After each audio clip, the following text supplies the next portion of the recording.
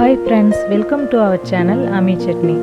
இன்னைக்கு வெனஸ்டே வெரைட்டில மருத்துவ குணமிக்க சுக்கு மிளகு குழம்பு எப்படி வைக்கிறதுன்னு பார்க்க போறோம். எங்க பாட்டிட்டேந்து நான் கத்துக்கிட்ட இந்த சுக்கு மிளகு குழம்பை உங்க எல்லாரோடையும் இன்னைக்கு ஷேர் பண்ணிக்க போறேன். அவங்க சொன்ன சில அளவு முறைகளையும் இந்த வீடியோல நான் சொல்லியிருக்கிறேன். ஸோ வீடியோவை ஸ்கிப் பண்ணாம தொடர்ந்து பாருங்க. இந்த சீசனுக்கு ஏற்ற இந்த சுக்கு மிளகு குழம்பை டேஸ்ட்டாக எப்படி வைக்கிறதுன்னு தொடர்ந்து பார்க்குறதுக்கு நம்மளோட அம்மி சட்னி சேனலை சப்ஸ்கிரைப் பண்ணிவிடுங்க.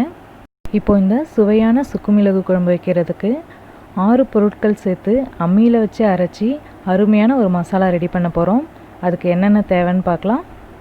1/2 ஸ்பூன் அளவுக்கு மிளகு, 1/2 ஸ்பூன் அளவுக்கு ஜீரகம், 1 ஸ்பூன் அளவுக்கு சுக்கு பொடி, 1/2 ஸ்பூன் அளவுக்கு மஞ்சள் தூள், 2 கெட்டி பெருங்காயம், கொத்தமல்லி தூள் 3 ஸ்பூன், வீட்லேயே ரெடி பண்ண வெறும் மிளகாய் தூள் 1 ஸ்பூன். இப்போது இது எல்லாத்தையும் நம்ம அம்மியில் வச்சு அரைச்சிக்கலாம். அம்மியில் வச்சு அரைக்கிறதுக்கு ஈஸியாக இருக்கிறதுக்காக காஞ்ச மிளகாயை பவுடர் பண்ணி வச்சுருக்குறோம். இதுக்கு பதிலாக நீங்கள் 3 காஞ்ச மிளகாய் எடுத்துக்கலாம். நீங்கள் நினைப்பீங்க மிளகாய் தூளை எதுக்கு மறுபடியும் அரைக்கிறாங்கன்னு. இந்த மிளகாய் தூள் வீட்டிலே ரெடி பண்ணதுனால ரொம்ப நைஸாக இருக்காது. இந்த சுக்கு மிளகு குழம்புக்கு மசாலாவை நல்லா மையாக அரைச்சிக்கணும், அதனால தான். இப்போ நம்ம எடுத்து வச்சுருந்த 3 ஸ்பூன் அளவுக்கு மல்லித்தூளை சேர்த்து கொஞ்சம் கொஞ்சமாக தண்ணி சேர்த்து நல்லா நைஸாக அரைச்சிக்கலாம். பாட்டி சொல்லுவாங்க சுக்கு குழம்புல காரம் தெரியக்கூடாது, அதனால் 1 கை கொத்தமல்லி விதைக்கு 3 காஞ்ச மிளகாய் சேர்த்து நல்லா மையாக அரைச்சிக்கணும். கொத்தமல்லி மிக்சியில் நைஸாக அரையாது, அதனால தான் நான் கொத்தமல்லி தூளோட அளவு சொல்லியிருக்கிறேன். இப்போ இதில் நம்ம எடுத்து வச்சுருந்த 1/2 ஸ்பூன் அளவுக்கு மிளகையும் 1/2 ஸ்பூன் அளவுக்கு ஜீரகத்தையும் சேர்த்து நல்லா நைஸாக அரைச்சிக்கலாம். கொத்தமல்லி விதையும் இது மாதிரி முழுசாக வச்சு அரைச்சோம் அப்படின்னா குழம்பு நல்லா வாசமாக நல்லாயிருக்கும். இப்போ இதில் நம்ம எடுத்து வச்சுருந்த கட்டி பெருங்காயத்தையும் சுக்கு பொடியும் சேர்த்து அரைச்சிக்கலாம்.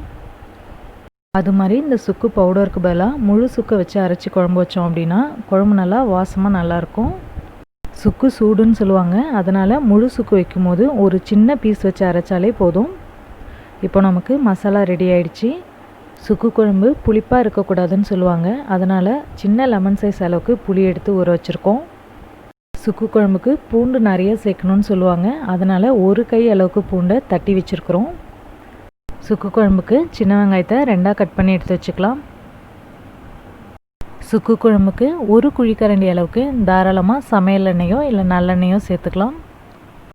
சுக்கு குழம்புக்கு வடகம் போட்டு தாளிச்சிடலாம். வடகம் பொரிஞ்சதும் நம்ம கட் பண்ணி வச்சுருந்த வெங்காயத்தை சேர்த்துடலாம். வெங்காயம் வதங்கினதும் வாசனைக்காக 1 கொத்து கறிவேப்பிலை சேர்த்துக்கலாம். இப்போ இதில் நம்ம அரைச்சி வச்சுருந்த மசாலாவை சேர்த்து வதக்கிக்கலாம். மசாலா எண்ணெயில் கொஞ்சம் நேரம் வதங்கினதுக்கு அப்புறமா நம்ம தண்ணி சேர்த்துக்கலாம். நான் அம்மியில் அரைக்கும் போது யூஸ் பண்ண தண்ணி தான் சேர்த்துக்க போகிறேன். நீங்கள் மிக்சியில் அரைக்கும் போது தேவையான அளவுக்கு தண்ணி சேர்த்து மசாலாவை கொஞ்சம் லூஸாகவே அரைச்சி எடுத்துக்கலாம். இப்போ இதில் நம்ம கரைச்சி வச்சுருந்த புளி தண்ணி சேர்த்துடலாம். கூடவே 1/2 ஸ்பூன் அளவுக்கு மஞ்சள் தூளையும் சேர்த்துடலாம். இப்போது குழம்புக்கு தேவையான அளவுக்கு உப்பு சேர்த்து தேவைப்பட்டால் கொஞ்சமாக தண்ணி சேர்த்து மூடி போட்டு கொஞ்சம் நேரம் குழம்பு கொதிக்க வச்சிடலாம். குழம்பு கொதிக்கட்டும், அதுக்குள்ளே நம்ம கத்திரிக்காயை கட் பண்ணி எடுத்துகிட்டு வந்துடலாம். கத்திரிக்காயை முன்னாடியே கட் பண்ணி வச்சோம் அப்படின்னா கருப்பாகிடும், அதனால் இது மாதிரி குழம்பு கொதிக்கும் போது நம்ம கட் பண்ணாலே போதும். சுக்கு குழம்புல கத்திரிக்காய், முருங்கைக்காய் இல்லைன்னா கேரட்லாம் கூட சேர்த்து செய்யலாம், நல்லாயிருக்கும். கத்திரிக்காய் வேகட்டும், ஒரு மூடி போட்டு வேக வச்சிடலாம். கத்திரிக்காய் பாதி அளவு வெந்ததுக்கப்புறமா நம்ம தட்டி வச்சுருந்த பூண்டெல்லாம் சேர்த்துடலாம். பூண்டு இது மாதிரி கடைசியாக சேர்த்தோம் அப்படின்னா குழம்பு நல்லா வாசமாக நல்லாயிருக்கும்னு சொல்லுவாங்க, அதனால தான். குழம்பு கொஞ்சம் தண்ணியாக தான் இருக்குது, அதனால் கத்திரிக்காயும் பூண்டும் வேகிற வரைக்கும் குழம்பு திறந்தே வச்சு சுண்ட வச்சிடலாம். குழம்பு திக்காகி நம்ம ஊற்றின எண்ணெய்லாம் நல்லா மிதந்து வந்துடுச்சு. இப்போ இதில் டேஸ்ட்டை பேலன்ஸ் பண்ணுறதுக்காக 1 ஸ்பூன் அளவுக்கு நாட்டு சர்க்கரை சேர்த்துருக்கோம். கொஞ்சமாக இது மாதிரி வெல்லம் சேர்த்தோம் அப்படின்னா சுக்கு குழம்பு நல்லாயிருக்கும். இது வந்து ஆப்ஷனல் தான். வெல்லம் சேர்த்ததுக்கப்புறமா ஒரு 2 நிமிஷம் கொதிவிட்டு குழம்பை இறக்கிடலாம்.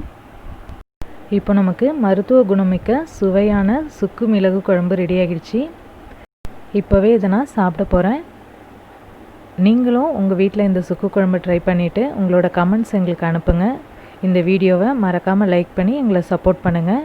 நெக்ஸ்ட்டு வெனஸ்டேவும் நல்ல ஒரு ரெசிபியோடு நம்ம மீட் பண்ணலாம். தேங்க்யூ.